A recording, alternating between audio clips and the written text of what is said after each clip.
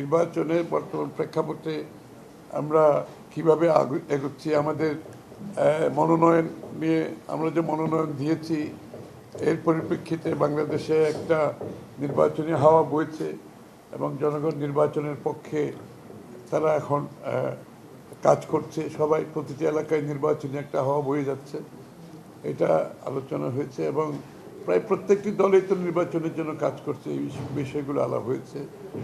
আর আমাদের বিভিন্ন কর্মসূচি নির্বাচনে আগামী দিনে কী হতে পারে তাদের পক্ষ থেকে তারা ইলেকশন কমিশনকে একটা বড় সাপোর্ট দিচ্ছে, সেটা তো আপনারা জানেন। তারপরে আপনার তাদের অবজারভার পাঠাবে এবং সিভিল সোসাইটির সাথেও তারা কাজ করছে, এগুলো আলাপ হয়েছে।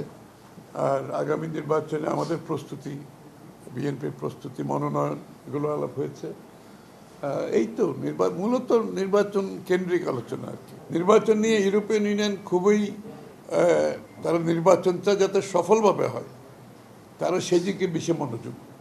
এই মুহূর্তে তাদের মনোযোগটা হচ্ছে নির্বাচনকে সুষ্ঠুভাবে সম্পন্ন করা, যেহেতু তাদের একটা বড় ইনভলভমেন্ট এই নির্বাচনে আছে।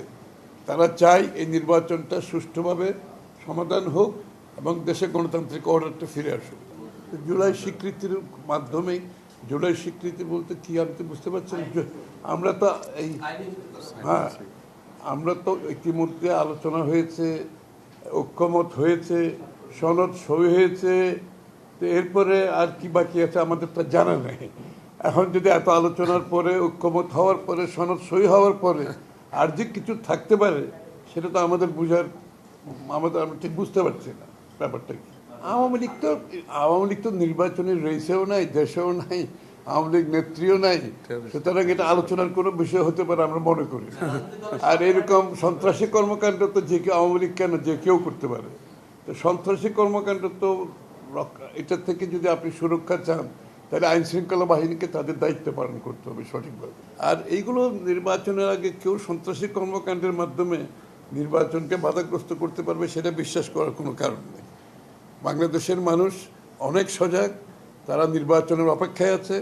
তারা আজকে সমস্ত বাংলাদেশের 300 আসনে নির্বাচনী কর্মকাণ্ড পূর্ণ উদ্যমে চলছে, উৎসাহ উদ্যাপনের মধ্যে চলছে এবং সব রাজনৈতিক দল কিন্তু এখন মাঠে কম বেশি সবাই রাজনৈতিক মাঠে চলে গেছে অলরেডি। নির্বাচনের কর্মকাণ্ডে সবাই লিপ্ত এবং ভালোভাবে নির্বাচনী কর্মকাণ্ড প্রতিটি এলাকায় কর্মকাণ্ড এখন এগিয়ে যাচ্ছে।